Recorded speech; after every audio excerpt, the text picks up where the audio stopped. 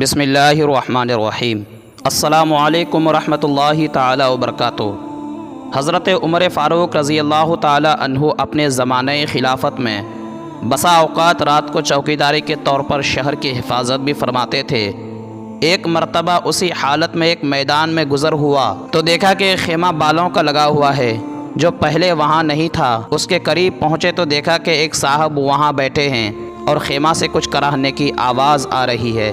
سلام کر کے ان صاحب کے پاس بیٹھ گئے اور دریافت کیا کہ تم کون ہو؟ انہوں نے کہا ایک مسافر جنگل کا رہنے والا ہوں، امیر المؤمنین کے سامنے کچھ اپنی ضرورت پیش کر کے مدد چاہنے کے واسطے آیا ہوں۔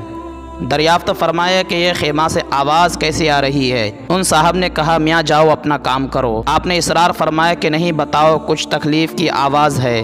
ان صاحب نے کہا کہ میری بیوی ہے اور ولادت کا وقت قریب ہے، درد زا ہو رہا ہے۔ آپ نے دریافت فرمایا کہ کوئی دوسری عورت بھی ہے پاس؟ انہوں نے کہا کوئی نہیں۔ آپ وہاں سے اٹھے اور اپنے مکان میں تشریف لے گئے اور اپنی بیوی حضرت ام کلثوم سے فرمایا کہ ایک بڑے ثواب کی چیز مقدر سے تمہارے لیے آئی ہے۔ انہوں نے پوچھا کیا ہے؟ فرمایا ایک گاؤں کی رہنے والی بیچاری تنہا ہے، اس کو درد زا ہو رہا ہے۔ انہوں نے کہا ہاں آپ کی صلاح ہے تو میں تیار ہوں۔ حضرت عمر نے فرمایا کہ ولادت کے وقت جن چیزوں کی ضرورت پڑتی ہو تیل گوڑ وغیرہ لے لو اور ایک ہانڈی اور کچھ گھی دانے وغیرہ بھی ساتھ لے لو۔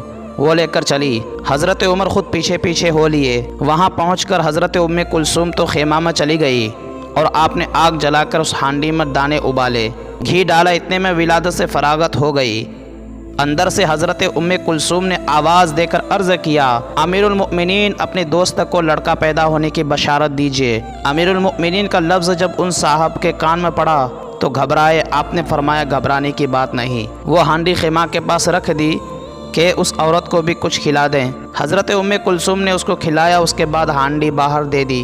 حضرت عمر نے اس بدو سے کہا کہ تم بھی کھاؤ، رات بھر تمہاری جاگنے میں گزر گئی۔ اس کے بعد اہلیہ کو ساتھ لے کر گھر تشریف لائے اور ان صاحب سے فرمایا کہ کل آنا، تمہارے لیے انتظام کر دیا جائے گا۔ قوم کا سردار قوم کا خادم ہوتا ہے اور اس حقیقت کا اظہار خلفائے راشدین کے عہد میں خوب ہوا۔ حضرت فاروق اعظم رضی اللہ تعالیٰ عنہ اتنی بڑی بلند شان کے باوجود ایک غریب بدو کی رات بھر خدمت کرتے ہیں۔ بھلا اس زمانہ میں کوئی بادشاہ یا رئیس نہیں، کوئی معمولی حیثیت کا مالدار بھی ایسا ہے جو غریب کی ضرورت میں مسافر کی مدد کے واسطے اس طرح بیوی کو جنگل میں لے جائے اور خود کھانا پکائے؟ مسلمانوں کو اپنے ان بزرگوں کی سیرت کو اپنے سامنے رکھنا چاہیے۔